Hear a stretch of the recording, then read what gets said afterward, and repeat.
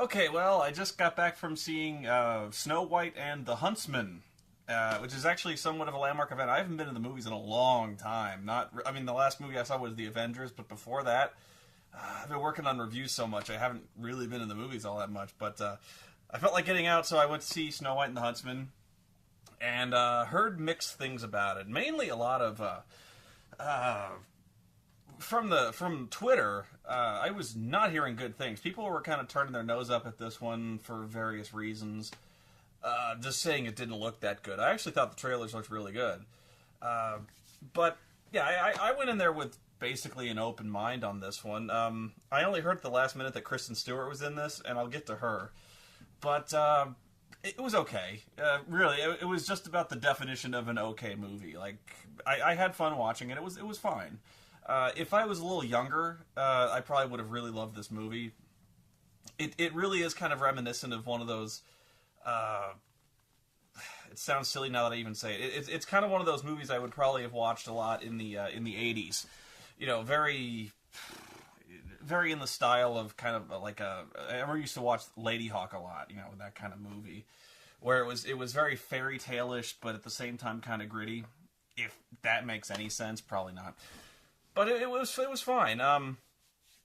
It's actually, there's a lot of surprises in the movie in the sense that it stays very true to the Snow White fairy tale, in that all the fairy tale-ish stuff still happens, but it's it's, you know, okay, they're like the dwarves show up, and it's like fucking Gimli shows up, you know, and you're like, what? It's kind of out of place. Like it's a little out of nowhere when you're dealing with basically like real stuff, and all of a sudden a fucking troll pops out, and this troll is like 30 feet tall and made of stone and wood, and I'm like, oh well, that's new. I didn't know we were kind of going this way, and you know, the dwarves show up, and I was like, well, we've never mentioned dwarves up till now, but okay. And then fairies show up, and they crawl out of birds, and that's really disturbing. But you know, it's they don't really stop and explain any of this in any great detail. It's just, you know, it's fine. It sounds silly where they're just, it's almost like they're making this stuff up, but that's the way it is in the fairy tale. I don't know. I guess if I was a little more nitpicky, I would have minded a little more. For some reason, it didn't bother me. Mainly because this is an action movie. You know, it's meant to be an action take on the fairy tale. It's good that way. For as ridiculous as Grimm's fairy tales usually are, if you actually stop and read some of Grimm's fairy tales, they're very bizarre. You know, if you stop and nitpick it, this whole movie falls apart. But much like if you stopped and nitpicked Grimm's fairy tales, if you nitpick them, they just fucking fall to pieces. So, for instance, this whole movie would have... In fact, you ask right away... basically what happens is, you know, kingdom of goodness, everyone's happy, people are farting sunshine and flowers, and all of a sudden there's this, you know, evil bitch who seduces the king and murders him, and then she's the queen, and she's got all these evil powers, and so she keeps herself immortal and pretty, because being pretty is her number one priority, right? Because she's vain, and she's the queen of evil and shit. So, she keeps herself pretty by basically sucking the beauty out of pretty girls, or anything alive, really. So she calls it like pulling your heart out, in the sense that she basically steals your soul like Shang Tsung, and like leaves you this withered fucking husk. So, I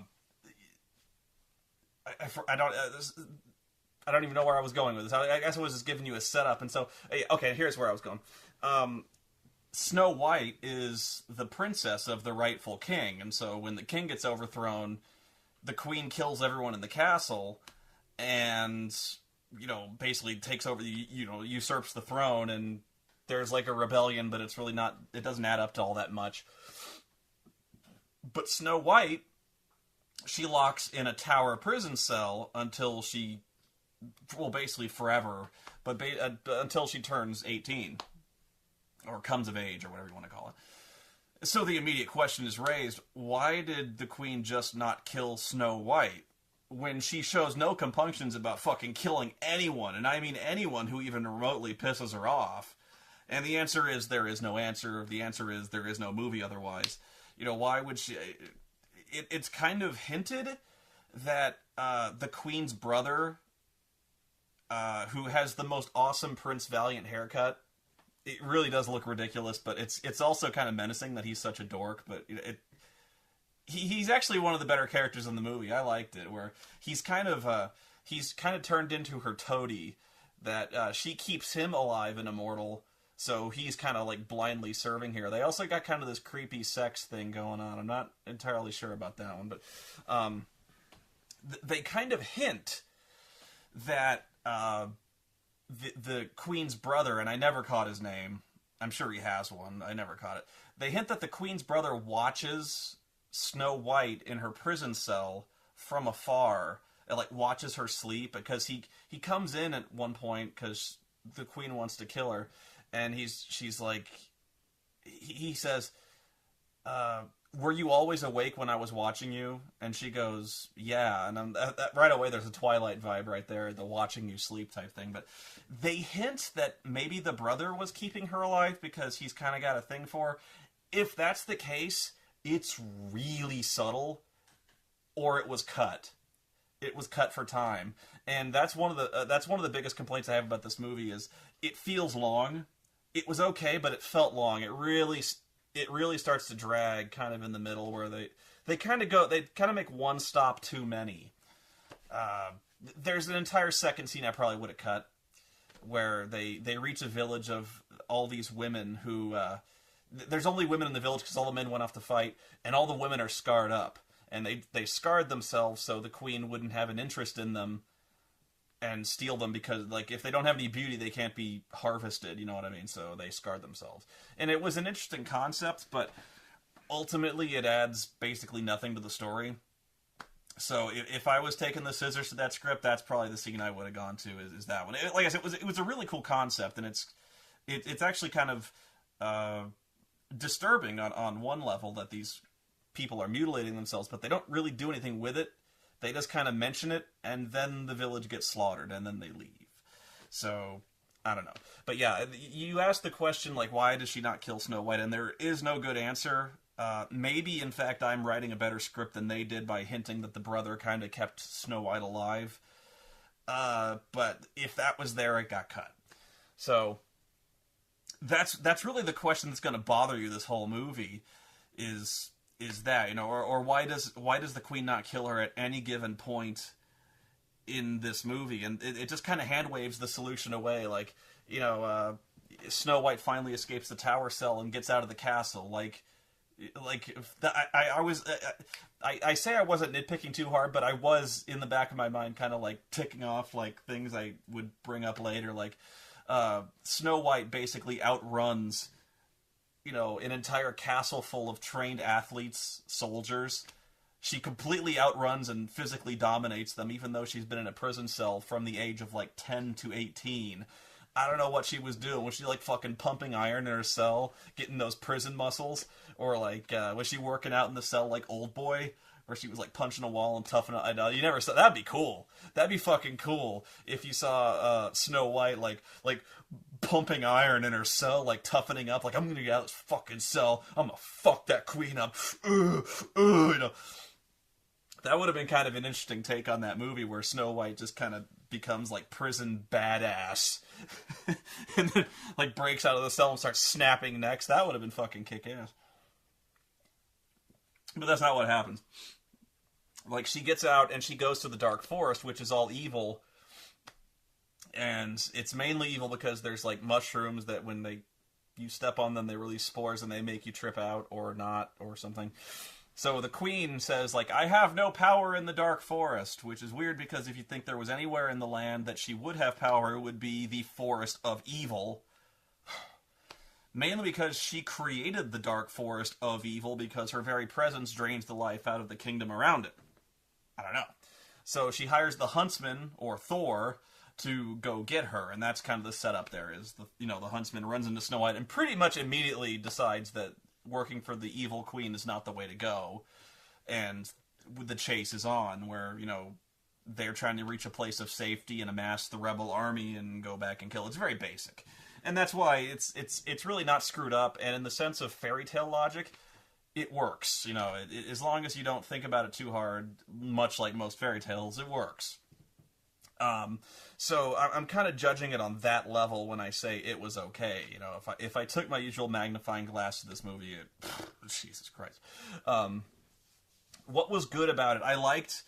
Despite myself, I liked Charlize Theron, and I'll get to her later because I liked her, and also I didn't like her a lot.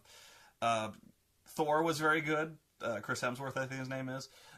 Pretty much everyone was pretty good, with a few exceptions. One of the surprise cameos all come in the form of the Seven Dwarves, where Ian McShane plays the gruff leader of the dwarves, and Ian McShane is always the man when he shows up, and so I kind of had a little fanboy squee when I saw Ian McShane because he kicks ass. So, like even in the fourth Pirates of the Caribbean movie, I hated that movie, but I loved Ian McShane in that fucking film because he just exudes badass.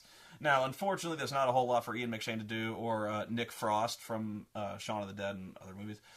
He's in that movie too, and he's mainly just a cameo, but he's good. He's a welcome sight.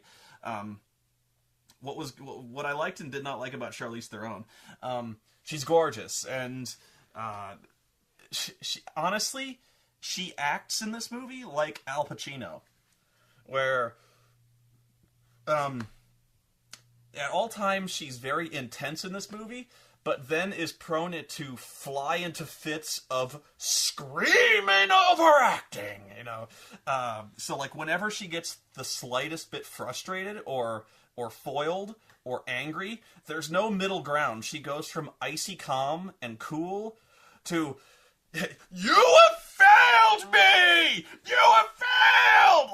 Like just screaming, scenery-chewing rage. So, it's honestly, she gets to the point where she's so manic, you're kind of worried, You're like, she's like, did the director really tell her to, like, fucking freak out over, like, this mind, like, "What do you mean she's escaped? Find her! Find her!" Bitch slapping her own brother around. "You have failed!" Really over the top Al Pacino style acting, and honestly, she does it pretty well. You'd think her voice would give out at some point with all the fail screaming she does. Fail! But she does fine, especially since, for the character she's trying to portray, who's essentially kind of, she's, basically 10,000 years old, but she has the maturity of a jilted 16-year-old girl, because that's essentially what she is in this movie. Now, I don't really get her man-hatred from this movie, but I do get her obsession with being pretty. They kind of hint at a flashback in this movie where she gets her evil powers, but you don't really get why she's... I'm not sold on the characterization they give in the flashback, because you get why she'd be mad at a certain king, and you kind of get why she'd be mad at, or be so... actually, you don't even get that. Why she's so obsessed with beauty. You don't really get that. If anything, you'd get that she'd be pissed against Tyrion. On the other, you would think she'd be pissed at. She would actually fight against tyranny. Be kind of an anarchist type character instead of becoming the fascist Iron Fist type bitch. Especially since her village gets slaughtered and she gets taken captive. I don't know.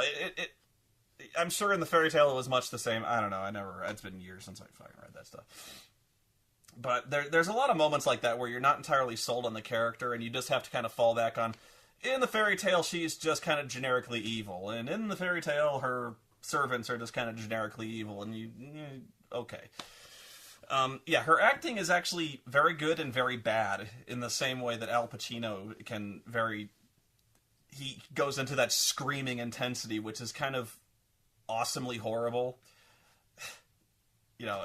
It's that kind of thing where it can be good, but too much is very distracting to the point where you can almost tell some of the characters are struggling to keep up with her, because the Queen's brother, and I don't know who played him, the Queen's brother tries to kind of match those fits where, like, Snow White's running through the dark forest and he's chasing her, and he kind of turns around and you can tell he's trying to Charlize it up, where he's like, "Find her! Find her! Bring her to me!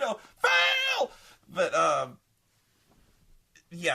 those two are kind of on their own, kind of doing their own overacting type thing, and everyone else actually is very grounded. Thor plays. Thor is actually, he plays it very intense and sorrowful, and if anything, he's probably the best actor in this movie. I really liked his character, especially since he's the only character we spend any significant amount of time with developing his backstory.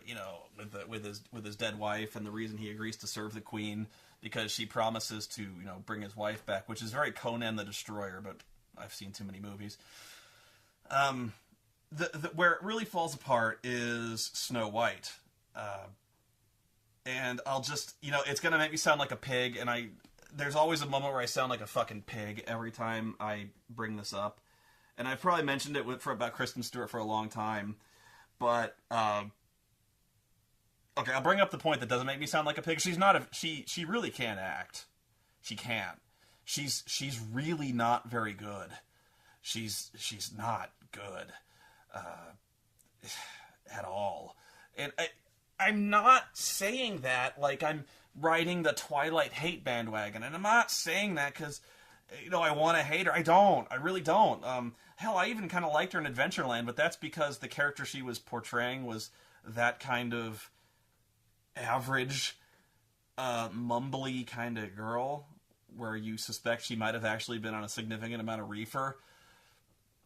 She kind of gives that very mumbly performance, and she does that the entire movie, and it's very boring and very dry and really not believable.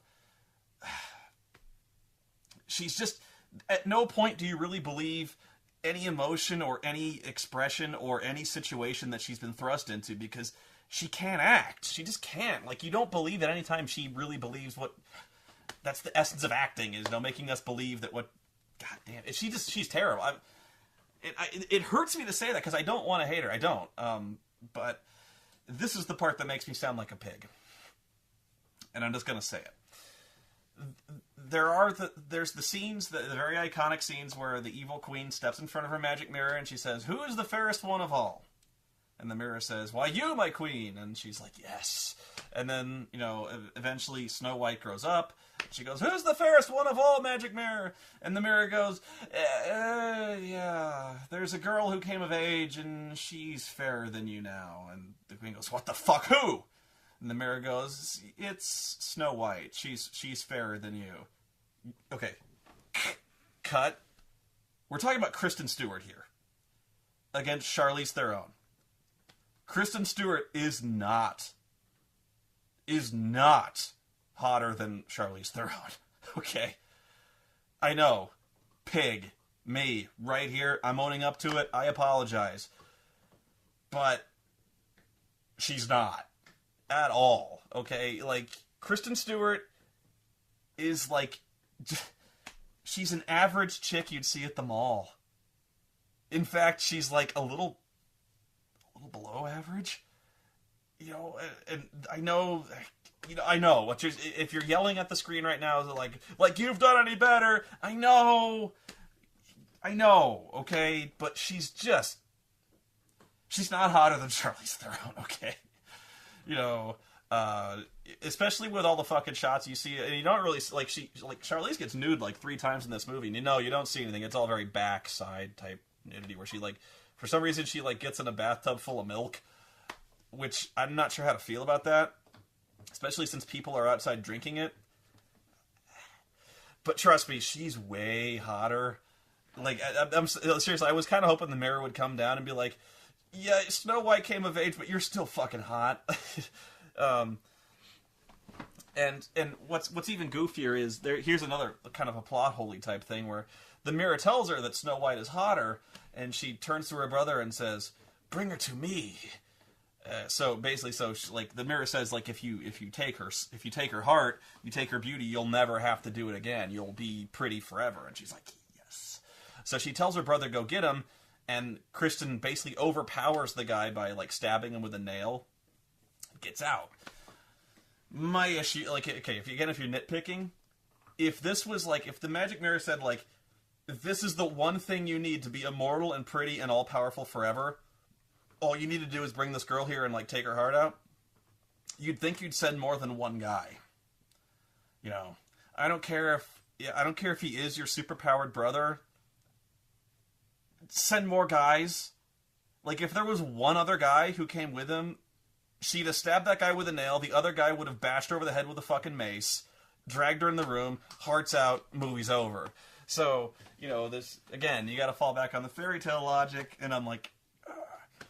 But yeah, Kristen Stewart can act, and I'm sorry. I mean, I know she's really not that hot. She's just same complaint with Twilight, where like, you know, the book keeps telling us. I haven't read the books, but I've seen enough excerpts from the. Shut up. I've seen enough excerpts from the books that tell us how hot Bella's supposed to be. Like, she's really the most desirable woman around. Like, you know, Jacob and Edward have never seen a woman quite like this. She's breathtaking to behold. You know, of all the women that Edward has seen over thousands of years of existence, Bella's the one. She's really not. You know, it's. I'm sorry. I've seen better. In fact, in this movie, there's way better. You know, hell, even some of the scarred chicks in the village that Kristen Stewart goes to in the movie, the scarred chicks are hotter. I'm sorry, you know, but you've gotta, you know, on a shallow, piggish level, if you're casting this movie and you have to have a woman who is the fairest of them all, you gotta get a slammin' hot chick, you know, like. And Kristen Stewart's not it. I'm sorry. You know, I keep saying I'm sorry, but I am. I don't like falling into the shallow, stereotypical judgments of beauty and all that, but come on! That said, the action is very good. I really liked the dwarves. Thor is really good. The Duke's son William is actually very good. So, you know, the choreography is all there because you've got, you know, Hemsworth is a very capable action star. It's shot pretty well. It's a little bit shaky cam, but it's okay. You can kind of see some holes in the budget. You can see the budget is low sometimes, especially in the climactic battle scene where you know, the Duke's army is invading the Queen's castle. And there's like 100 guys on horseback, which is a lot, but it's not exactly the army that, you know, it's not really like an army mythical type scale battle that you're kind of, it's not like, you know, it's very evocative of Lord of the Rings in a lot of ways, but, you know, Lord of the Rings had fucking thousands, tens of thousands of dudes, and you're kind of expecting that, and you've just kind of got like 100 dudes on horseback that they're trying to really cleverly shoot to make it look way bigger. And it doesn't hold up, you know. But there's little moments like that kind of take you out of it. Which is why I say if I was younger, I wouldn't really have noticed. I wouldn't really have cared. So if I was like, you know, in my teens, which I really think this movie is geared towards, is kind of teenagers, and I hate to say young kids because Charlize Theron gets nude. You don't see anything, but she gets, you know, there's kind of a weird vibe going on there. But this is the kind of movie like I grew up with, and you know, from the ages of like 7 to 13, I used to watch a lot of these movies like Krull and Lady Hawk and Hawk the Slayer and you know, Dragon Slayer and stuff like that. You know, movies that a kid could watch them and not be horrible. You know, there's all sorts of like death and murder, but back then that was kind of a PG rating. You know, hell, if you ever saw Raiders of the Lost Ark, that movie's rated PG. So it's that kind of like what used to be PG violence in this movie. So as a kid, I never had a problem with that. It was fine. As an adult, you know, because of my own psychological sickness, I will nitpick the shit out of this, and I just have. But it's fine. You know, it's a decent movie, and I don't regret seeing it. Now, would I have rather have seen the Avengers? You know, in hindsight, yeah. Ironically enough, Thor is in both of them. But yeah, it was fine. I'm not really sure what else to say about it. The previews were actually probably the best part, in the sense that I'm really excited. There were two trailers that were especially noteworthy. The first being The Bourne Legacy, which actually looks really, really good. And they've kind of answered some of the questions I had, like, why do you keep doing this Treadstone thing? Why do you keep making these Bourne guys? You keep turning against you. They actually, the trailer answers that. So, really fired up to see Bourne Legacy. And another one called Lawless, which has Guy Pearce and Shia LaBeouf and... Oh, fuck. I can't remember his name. Commissioner Gordon. I'm going to kick myself when I remember. But yeah, it's kind of like cops versus moonshiners, rum runners type guys during Prohibition. It looks really good. That's about all I can say about it. I'm actually very excited about it. There's a Steve Carell movie about the end of the world, which has actually got Keira Knightley in it, and it's like if you crossed Deep Impact with I don't want to say 40-Year-Old Virgin. Like a road romance movie where like it's Deep Impact, but instead of following the meteor impact, the world is ending, but everyone is taking this chance that like everyone like they've got like there's 2 weeks to live, so everyone's just kind of throwing their hands up and going fuck it. So everyone's partying, everyone's doing stupid, crazy shit, and Steve Carell wants to find the girl who got away, the one girl who got away, and so they're going on a road trip. Him and Keira Knightley go on this road trip, and you're kind of experiencing all this at the very apocalyptic shit, but at the same time there's kind of a comedy going on. Very strange vibe coming from that one, but could be really good. Anyway, I'm not sure if I gave this one exactly a ringing endorsement for all the nitpicking I did for it. Really, it comes down to how much Kristen Stewart annoys you. And actually, in my case, it's quite a lot. But I still enjoyed this movie because I got to see Charlize Theron overact like a fucking maniac, which again may annoy you greatly. But if you want to see Chris Hemsworth kick ass, it's fine. If I was giving a popcorn box or star rating, it's a solid 3 of 5. It's pretty much my definition of an okay movie. Not superb, not horrible. If honestly, I would wait for a rental. It's that kind of movie. So, hope you enjoyed. That's all I got. See you next time.